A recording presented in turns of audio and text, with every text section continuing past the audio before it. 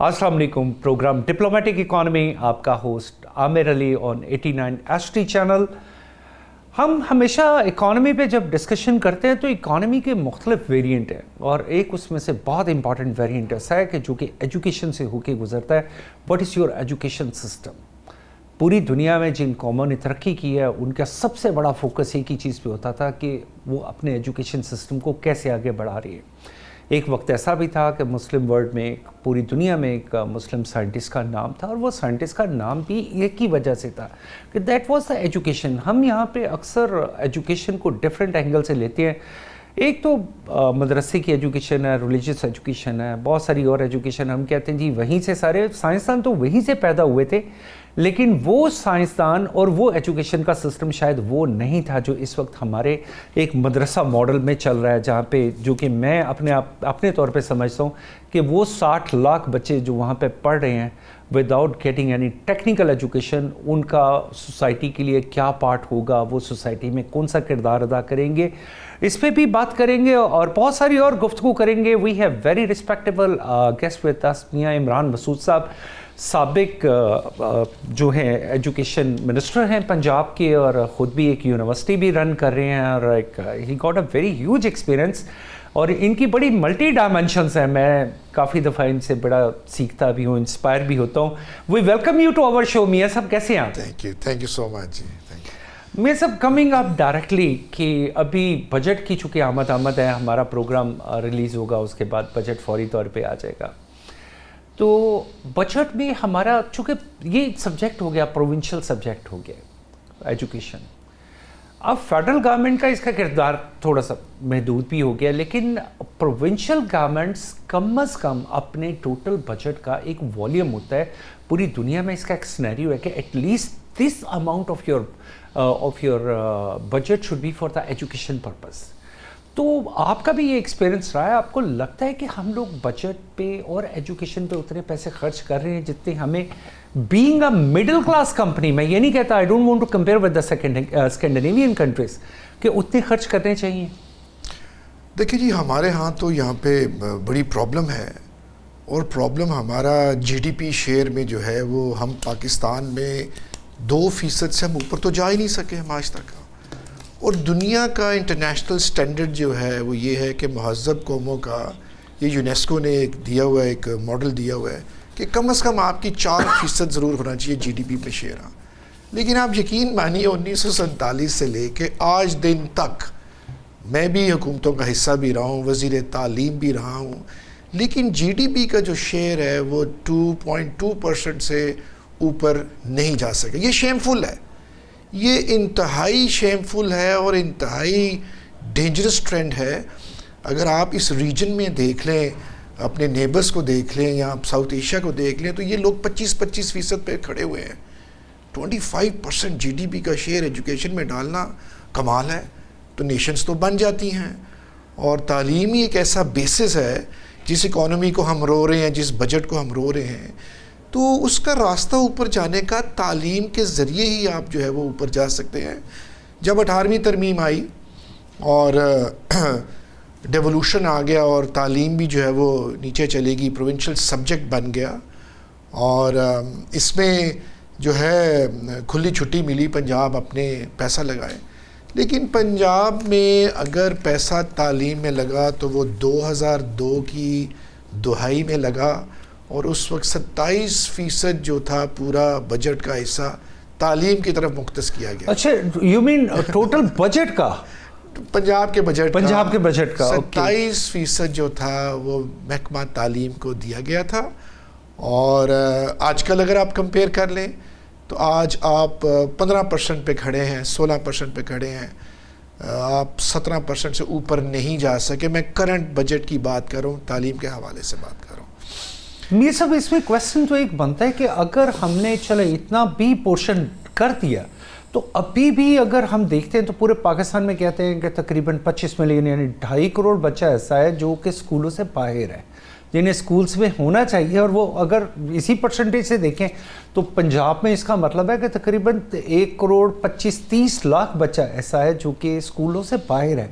तो with this budget, इसके बावजूद भी अगर ऐसा है تو یہ کس ڈیلیما ہے جو اس کو انڈیکیٹ کرتا ہے؟ دیکھیں یہاں تو پھر آپ اپنی پاپولیشن کم کریں نا. آپ کی اتنی زیادہ آبادی ہے کہ یہ جو 17% اور یہ جو جی ڈی پی شیئر ہے یہ پی نٹس ہے, یہ کچھ بھی نہیں ہے. 2.5 کروڑ بچہ جو آپ کا آؤٹ آف اسکول چلڈرن, یہ دنیا کا سب سے بڑا نمبر ہے کسی بھی ملک میں. جو بچے باہر آؤٹ آف اسکول کا مطلب یہ ہے کہ یہ بچے آج تک اسکول میں نہیں گئے. چلیں ایک تو یہ چیلنج آ گیا کہ 2.5 کروڑ ہے. ہر حکومت کہتی ہے کہ 2.5 کروڑ ہے جی, 2.5 کروڑ ہے, ان کو ہم نے اندر لے کر آنا ہے, ان کو ہم نے اسکول اسٹریم میں لے کر آنا ہے. اب اس 2.5 کروڑ جو آؤٹ آف اسکول کے علاوہ ایک اور وہ بھی بچہ ہے جو اسکول میں جاتا ہے لیکن وہ ڈراپ آؤٹ ہو جاتا ہے. وہ ڈراپ آؤٹ کا ایک علیحدہ ریٹ ہے, ایک علیحدہ ریشو ہے اس کا علیحدہ نمبر ہے. اگر میں آپ کو مثال دوں کہ جب میں نے سنبھالا محکمہ تعلیم کو, جو سب سے بڑا مجھے چیلنج یہ تھا کہ پنجاب کے 12.8 ملین بچوں میں سے 4 ملین بچہ ہر سال ڈراپ آؤٹ ہو جاتا ہے. یہ دنیا کا سب سے بڑا نمبر تھا. This was the highest and the biggest number of the drop outs. تو پہلا چیلنج تو مل گیا وزیر تعلیم کو کہ جی آپ یہ ڈراپ آؤٹس کو کم کریں. کیا وجہ تھی ڈراپ آؤٹ کی؟ کیوں نہیں لوگ ٹکتے تھے اسکولوں میں؟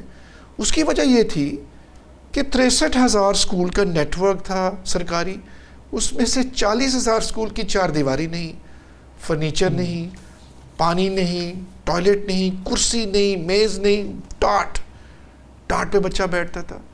So how do you expect from a child اور اے پیرنٹ کہ وہ سرکاری اسکول میں بچے کو بھیجے, نہ وہاں پہ بجلی ہے نہ پانی ہے, اور اتنی زیادہ ٹھنڈ میں اور اتنی زیادہ گرمی میں بچوں کو وہ نکال لیتے تھے. This was the reason the major drop out تھا. دوسرا چیلنج تھا کہ انرولمنٹ کم ہو رہی ہے.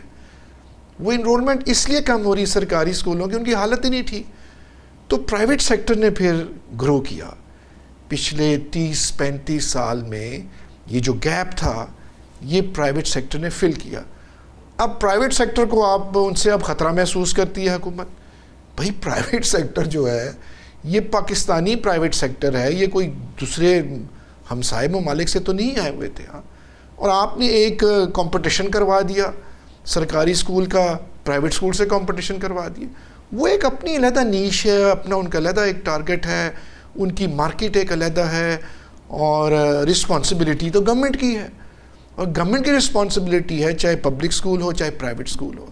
لیکن جب آپ ان دونوں کو کمپیئر کرتے ہیں اور ان کو آپس میں لڑا دیتے ہیں تو تب جا کے پھر جو ہے وہ 2 kinds آف پالیسیز بن جاتی ہیں. ایک سرکاری اسکول کے لیے قانون بنتا ہے اور ایک پرائیویٹ اسکول کے لیے کرتا ہے. اب وہ سروس دے رہا ہے, پرائیویٹ سیکٹر دے رہا ہے. بھائی آپ نہ بھیجیں اپنے بچوں کو پرائیویٹ اسکولوں میں. آپ کو کوئی فورس تو نہیں کرتا, کبھی آپ کو کوئی فورس کر سکتا ہے کہ آپ اپنے بچوں کو بھیجیں فلاں اسکول میں اور اتنی فیس دیں؟ نو, nobody can force any parent to send their children to a private school. Private school چونکہ ان کی اپنی ایک کریڈیبلٹی ہے, اپنا ایک نام ہے ان کا, لوگ بھیجتے ہیں وہاں پہ. اسی طرح سرکار میں جو ہے بڑے بڑے نام ہیں. کینیڈ کالج میں ساری دنیا بھیجنا چاہتی ہے, گورنمنٹ کالج میں لوگ بھیجنا چاہتے ہیں, پنجاب یونیورسٹی میں لوگ بچے بھیجنا چاہتے ہیں. کریڈیبلٹی ہے, نام ہے اس کا سارا. تو وہی ادارہ چلے گا جس کا نام ہوگا, جس کی کریڈیبلٹی. میں صاحب آپ نے کچھ چیز انڈیکیٹ کی, میں اس پہ ایک سوال کرنا چاہتا ہوں. آپ نے کہا کہ آلموسٹ اس وقت بھی جو میں کیلکولیٹ کر سکتا ہوں ایک رفلی کہ پاکستان میں 50% یا پنجاب میں 50% ایسے اسکول ضرور ہوں گے جو واقعی ٹاٹ اسکول ہیں, جہاں نہ دیواریں ہیں, نہ واش روم ہے, نہ کچھ بھی ہے. اگر وہ 50% اسکول واقعی ایسے ہیں اگر, تو یہ جو دانش اسکول کا کانسیپٹ بن رہا ہے اور یہ دانش کہا جا رہا ہے جی یہ دانش اسکول بنائیں گے, تو یہ کائنڈ آف اے ڈسکریمنیشن نہیں ہے میرے نزدیک. مجھے ایسا لگتا ہے کہ وائی ناٹ آل جتنے بھی اسکول ہیں وہ سارے دانش اسکول ہوں. دیکھیں Danish school was an island with in a island. ہاں, یہ ایک نیا آئیلینڈ بنایا گیا تھا دانش اسکول کا.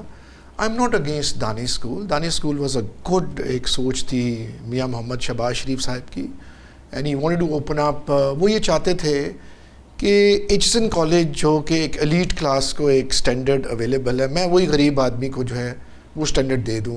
4 مربعوں پہ بنائے گئے تھے, ایلیٹ اسکول بنائے گئے تھے, بڑی بڑی بلڈنگس بنائی گئی, اٹ واز آل فری. اور وہ پھر ڈیفیسٹ میں چلا گیا. چلیں کوئی بات نہیں, پروجیکٹس چلے جاتے ہیں ڈیفیسٹ میں.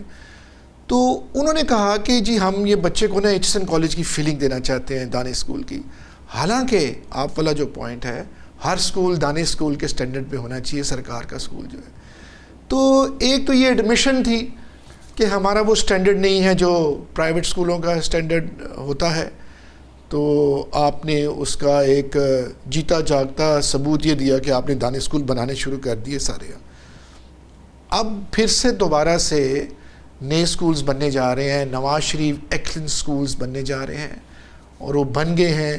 اس میں سرکار جو ہے دانے اسکول میں مفت تعلیم ہے, ٹوٹل ریزیڈینشیل بھی مفت ہے اور ان کی اکیڈیمکس بھی جو ہے وہ مفت ہے. Likewise when you make this Nawaz Sharif excellence school, ہونے چاہیے, I am not against it, اس میں سرکار اگر آپ اسکول یہ کھول لیں سرکار کی اجازت سے تو آپ کو پر بچہ 4,000 روپیہ ملے گا. وہ جو پبلک اینڈ پرائیویٹ پارٹنرشپ کا ایک کانسیپٹ, چلیں آپ اس کو پی پی پی میں لے آئیں. جی ہاں بالکل, ہاں پبلک پرائیویٹ پارٹنرشپ پہ لے آئیں. اس میں پیف بھی ہے, پنجاب ایجوکیشن فاؤنڈیشن کے اسکولز بھی ہیں, اس میں پیما کے بھی اسکولز ہیں.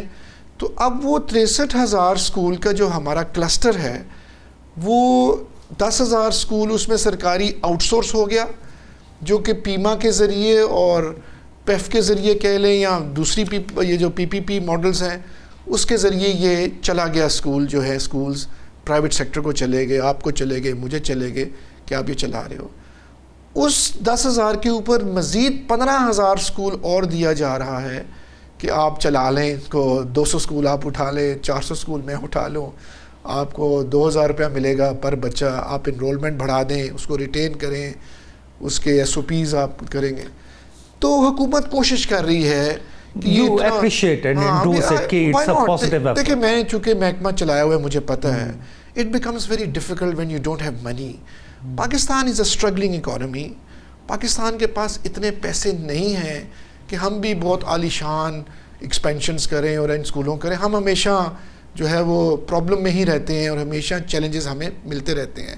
میرے زمانے میں بھی پیسے کوئی نہیں تھا, نہ وفاق نے مجھے پیسہ دیا نہ صوبے سے پیسہ ملا.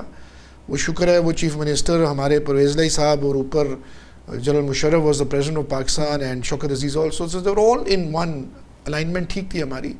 تو پھر ورلڈ بینک سے ہم نے کریڈٹ لے کے ہم نے نظام چلایا اور مفت تعلیم کی, مفت کتابیں کی, اسٹائپینڈز دیے, وہ کرسی ٹاٹ سے اٹھا کے اس کو کرسی پہ بچے کو بٹھایا وغیرہ وغیرہ سارا.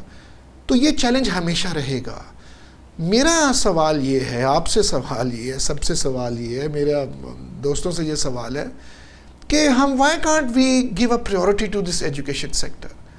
ہم اتنی بڑی بڑی اپنا پروجیکٹس ہم کر دیتے ہیں. آج کل جو پروجیکٹس ہیں وہ 150 ارب کے پروجیکٹس ہیں. 1 ارب 50 ارب کے پروجیکٹس جو ہیں وہ پنجاب حکومت کر رہے ہیں اپنی یہاں.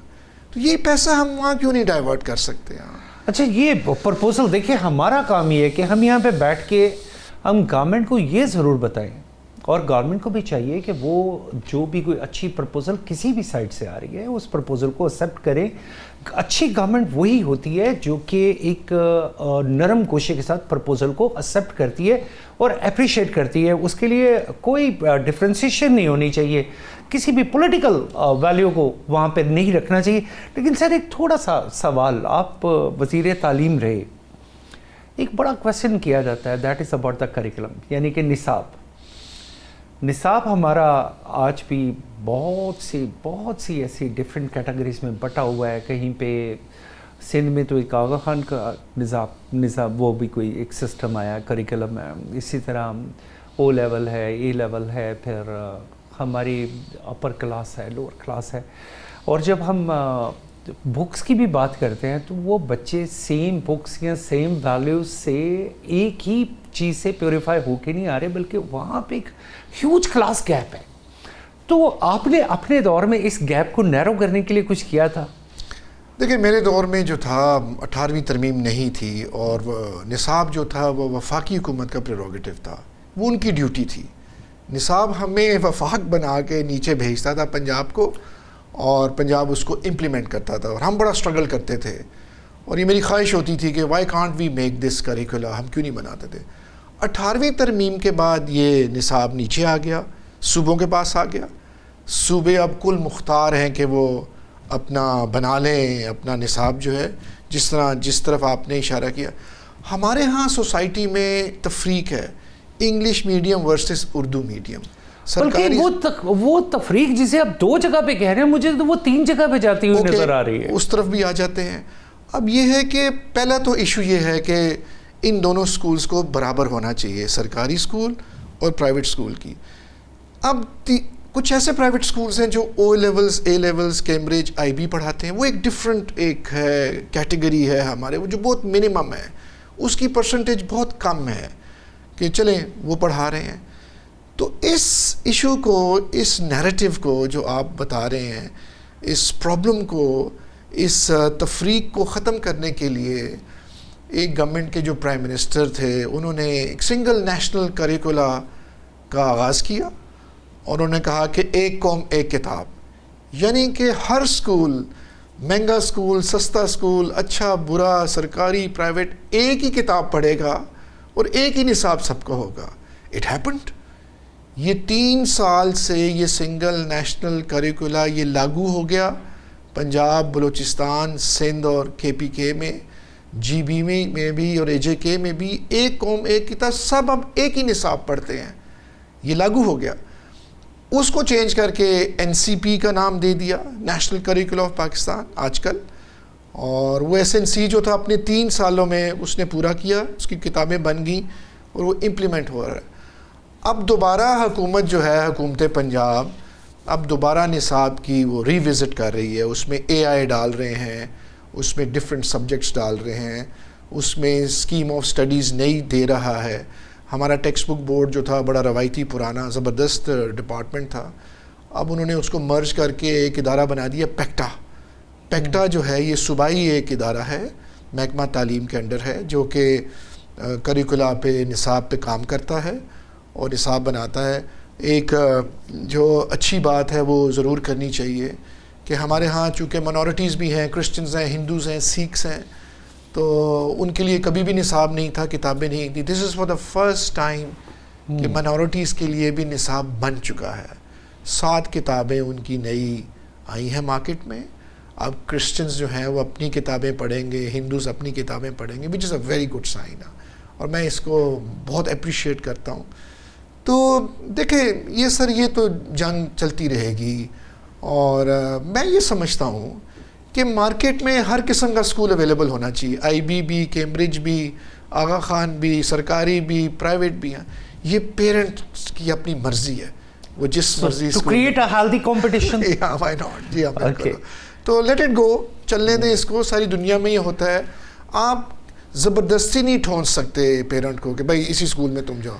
سر آپ اس کو اس کا رائٹ کر دیں. آپ چونکہ میاں صاحب ایک یونیورسٹی کو بھی چلا رہے ہیں, it is also a very big name.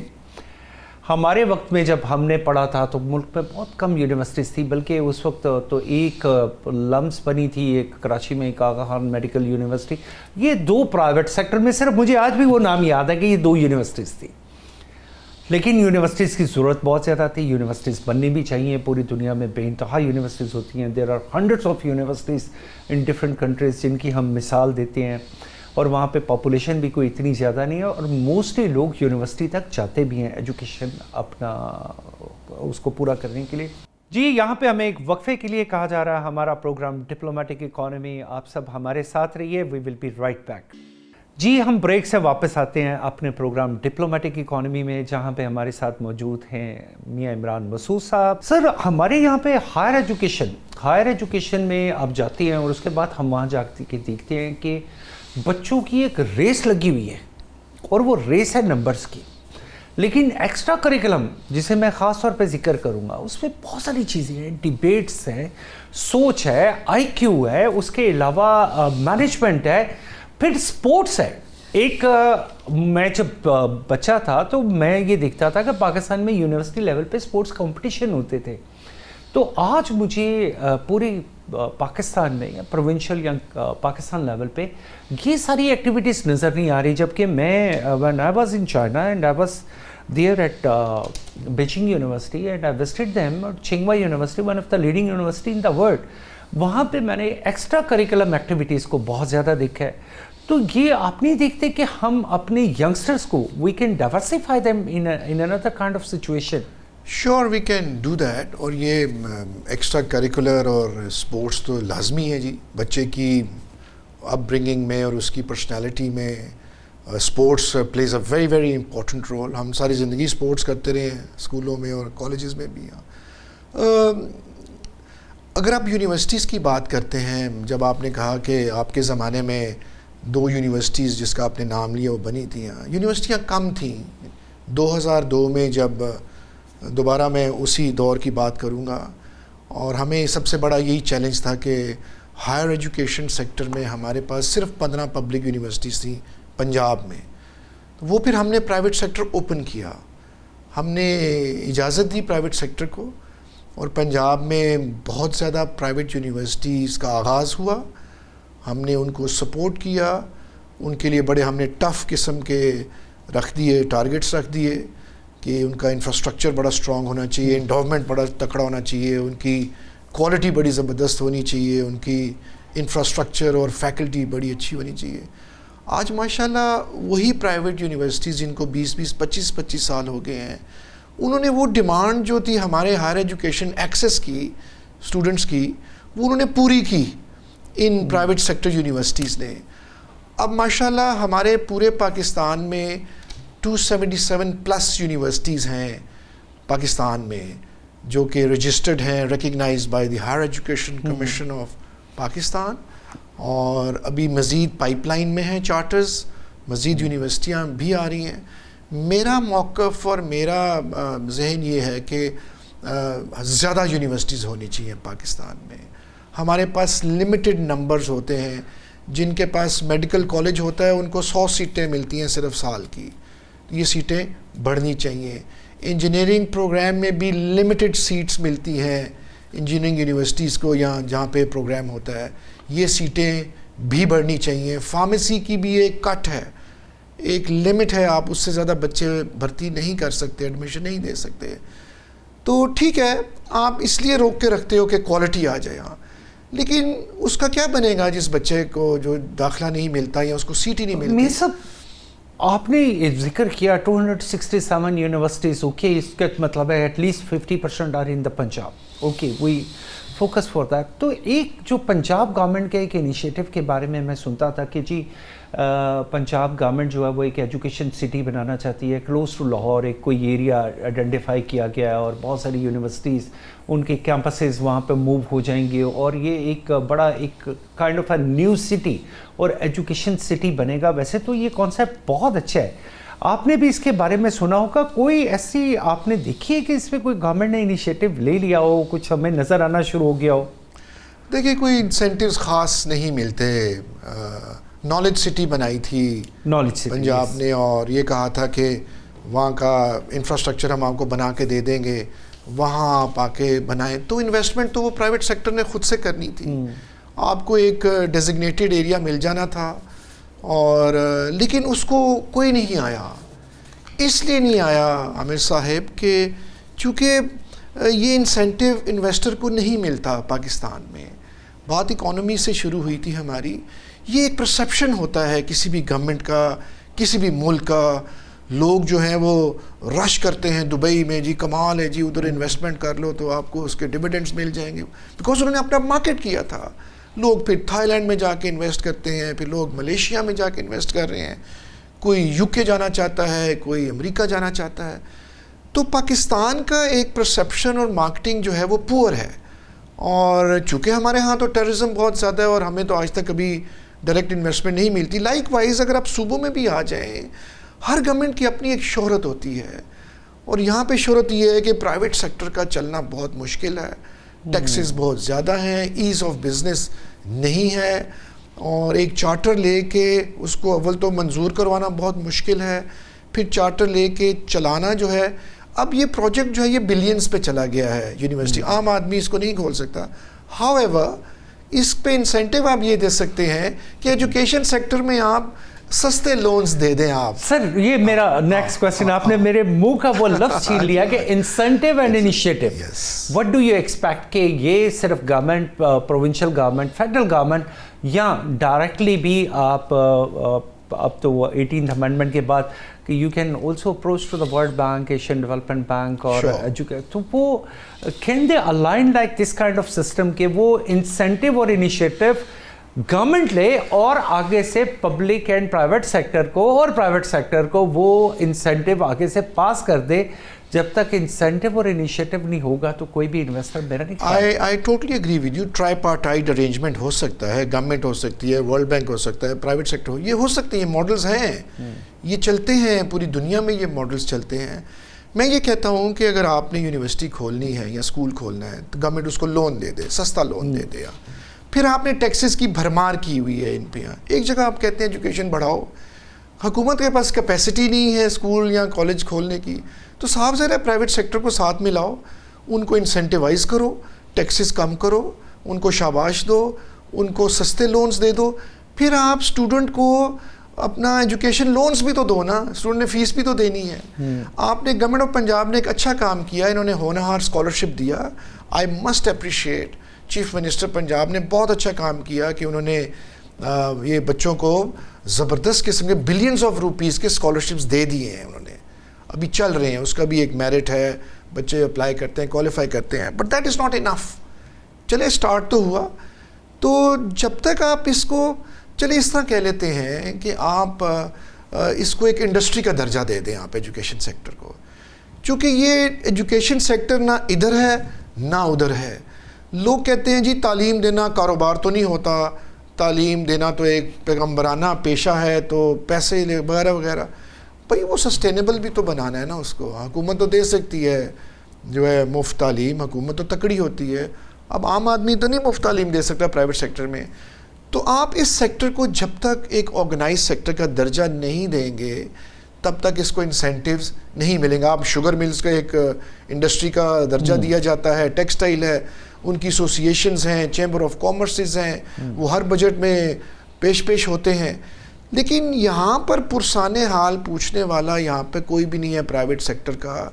जब कोई बजट आता है यहाँ पर फीसें पे कैप लगा दी गई है. ठीक है जी, अब आप प्राइवेट सेक्टर में फीसें नहीं बढ़ा सकते, बढ़ानी भी है तो एक ख़ास लिमिट तक आप जा सकते हैं, वो भी with the approval of the government of that district. अच्छा, वैसे मैं मियाँ साहब इस बात के हक़ में हूँ. मैं हो सकता है आपको मुझसे इख्तलाफ हो, लेकिन हो सकता है गवर्नमेंट का ये भी एक तरीका होगा, somewhere they can regulate it may be. मैं आई डू अग्री. मैं इसके खिलाफ मैं भी नहीं हूँ, मैं आपको बिल्कुल करता हूँ. मैं तो ये कहता हूँ, मैंने फिर से आपसे कहा है, हर कैटेगरी का स्कूल अवेलेबल है मार्केट में. 1000 फीस वाला भी है, 4000 फीस वाला भी है, और 40,000 वाला 40 भी है, और लाख वाला भी है. तो सरकार भी फीस लेती है, गवर्नमेंट कॉलेज की भी फीस है, 80,000 का सेमेस्टर वो भी लेते हैं. मेरी यूनिवर्सिटी ऑफ गुजरात भी सेमेस्टर की सरकारी वो फीस लेती है, प्राइवेट सेक्टर भी लेता है. और इसलिए कि ये प्रोग्राम्स जो हैं ये सस्टेनेबल नहीं होते हैं जब तक इनकी आमदनी ना हो. तो अब सरकार की कई यूनिवर्सिटीज़ हैं जो फाइनेंशियल कोलैप्स पे चली गई थी, तो गवर्नमेंट ने उनको बेल आउट करवाया. मुझे पता है 2-3 यूनिवर्सिटीज़ का जहाँ पर तनख्वाहें देने के पैसे भी नहीं थे उनके पास. तो I think it's a long debate. तो जो है ये डिपेंड करता है कि आप कौन से स्कूल कॉलेज में जाना चाहते हैं, उसका क्या इमेज है, उसकी वैल्यू क्या है, या वो सर्विस किस किस्म की दे. We always talk in a Chinese style is just step forward. You need to move forward and then you will find another way.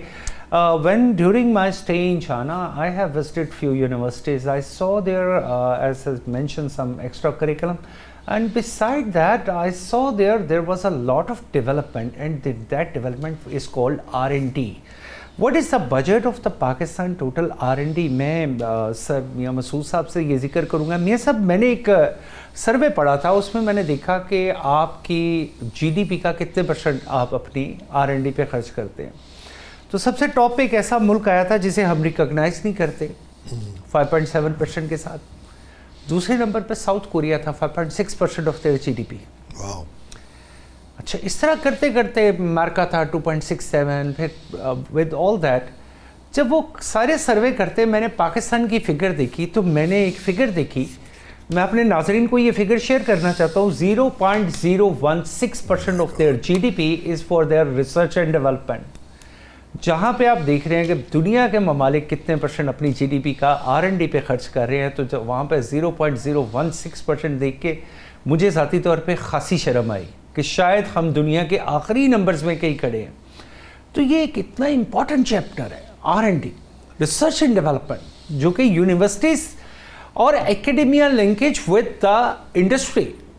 یہ ایک اتنا امپورٹنٹ چیپٹر ہونا چاہیے کہ وہ آپ کی یونیورسٹیز وہ ریسرچ کر کے دیں انڈسٹری کو, اور انڈسٹری اس پہ پے بیک کرے, اور وہ بجٹ بھی R&D کے بجٹ کے لیے کنسیڈر کیا جائے. تو سر اس میں یہ ایک اتنا بڑا گیپ, جو آپ ہمارے اتنے قابل وزیر بھی رہے ہیں, تو یہ how do you feel about it? بات تو پریورٹی دینے کی ہے. دوبارہ اس طرف یہی کہنا پڑتا ہے R&D پہ تو پیسہ لوگ گورنمنٹس نہیں لگاتی.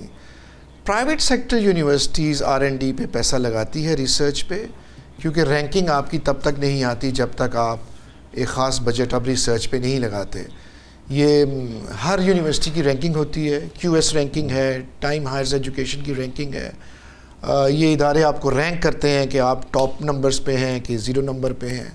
پھر ورلڈ رینکنگز میں پاکستان کی بھی یونیورسٹیز کا نام اس میں شامل ہے.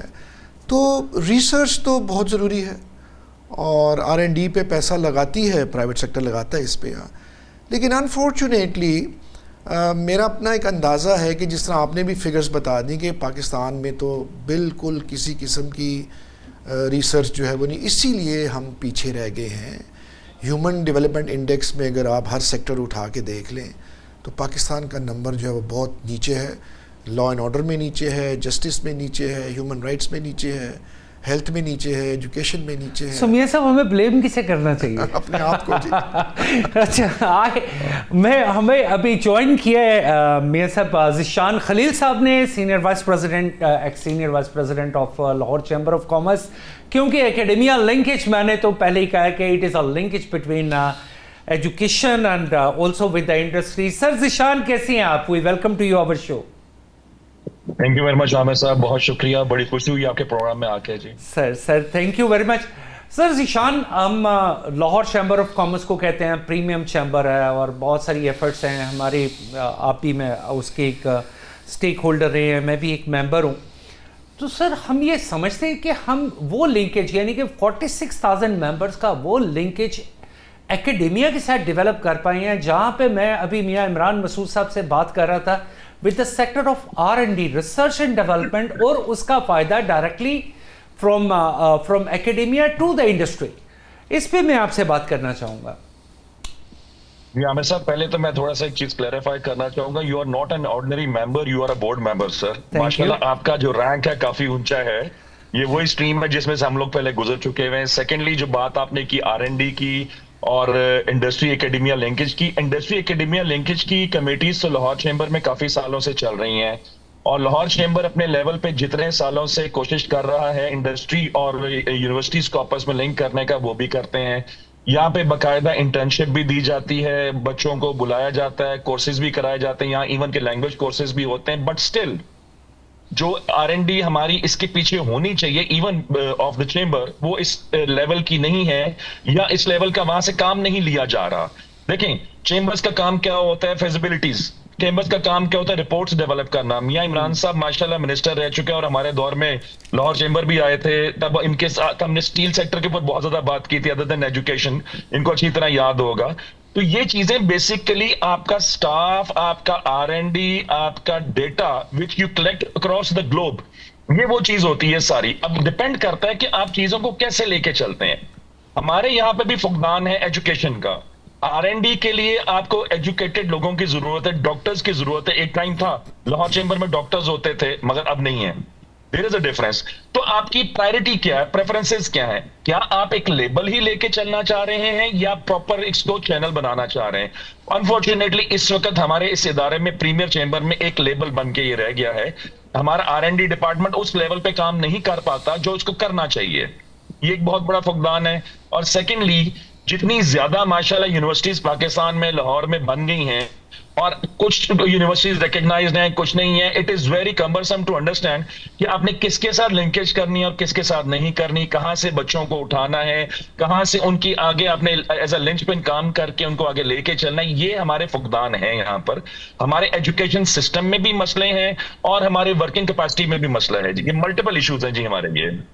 سر ذیشان, آپ نے بڑا ایک کی پوائنٹ جو ہے وہ ہائی لائٹ کیا, اور اسی کی پوائنٹ کو لے کے میں میاں عمران صاحب سے یہ کویسچن کرنا چاہوں گا. سر ذکر کیا گیا ٹیکنیکل ایجوکیشن کا, اور ٹیکنیکل ایجوکیشن میرا خیال ہے کہ یہ ایک ایسا سبجیکٹ ہے کہ جس میں پاکستان شاید وہی آخری نمبروں میں جیسے آپ نے ذکر کیا. تو سر ایسا نہیں ہے کہ ہم اپنی تھوڑا سا ماڈیفائی کریں اپنے سسٹم کو کہ ہمارے جتنے بچے نکلتے ہیں ان کی education being an economist is also an technical education. میں کہتا ہوں as a driver a nurse a male nurse it is also related to technical education. آپ کوئی بھی چیز اس سے یعنی ایک بچہ سمپل ایک جو ہے وہ ڈگری لے کے باہر نہ نکلے بلکہ اس کے پاس کوئی ایکسٹرا اسکل ہونی چاہیے and that should be on technical base تاکہ ہماری انڈسٹری بھی بوم کر سکے. تو وٹ ڈو یو فیل کہ کہاں پہ ہم تھوڑا سا لیپس کر رہے ہیں؟ دیکھیں ویری کوئکلی ہمارے ہاں جو ڈگریز ہم پڑھاتے ہیں اس کی ریلیونس مارکیٹ میں نہیں ہوتی ہے اور ہم یہ چاہتے ہیں if I am running a university of south Asia تو میں تو بچوں کو اسکلڈ ایجوکیشن دینا چاہتا ہوں. I want to give them degrees تاکہ وہ ان کو ایسی اسکل میں سکھاؤں کہ جب وہ مارکیٹ میں جائیں انٹرپرنورشپ کی اسکل سکھا دوں, ان کو میں اے آئی سمجھا دوں, پڑھا دوں, آئی ٹی پڑھا دوں, ان کو ڈیجیٹل مارکیٹنگ کا بتا دوں, انٹرنیشنل ٹریڈ کا بتا دوں. تو ایک تو یہ ایریا ہے, اس پہ کام ہو رہا ہے. Government is also working on these lines and as well as the universities are also helping the government to make a curricula. So do you think TAFTA, NACTA اس میں میں اس طرف آ رہا ہوں. اب آگے ووکیشنل اینڈ ٹیکنیکل ایجوکیشن جو آپ کا سوال تھا, اس کا ایک خاص ڈپارٹمنٹ ہے ٹیفٹا جو کہ حکومت پنجاب نے بنایا. نیفٹیک ہے جو وفاق میں بنا ہوا ہے. یہ ٹیفٹا جو ہے یہ 1997 میں ماڈل بنا تھا. اس زمانے میں بھی ممبر تھا صوبائی اسمبلی کا اور میں نے بھی ووٹ کیا تھا اس ادارے کے لیے. یہ فلپینس کا ماڈل تھا, ڈیزڈا سے ہم نے یہ بنایا. اس کو فوکس دینے کے لیے محکمہ تعلیم سے نکال دیا گیا تھا ٹیکنیکل ووکیشنل ایجوکیشن کو اور ٹیفٹا ایک ادارہ بنا دیا گیا تھا. لیکن ٹیفٹا ایک بڑا زبردست ڈپارٹمنٹ ہے, ایک انسٹیٹیوشن ہے جہاں پر ہم بچوں کو ووکیشنل اور ٹیکنیکل ایجوکیشن دے رہے ہیں, مزید بھی دے سکتے ہیں, اس کو ہم انہانس بھی کر سکتے ہیں.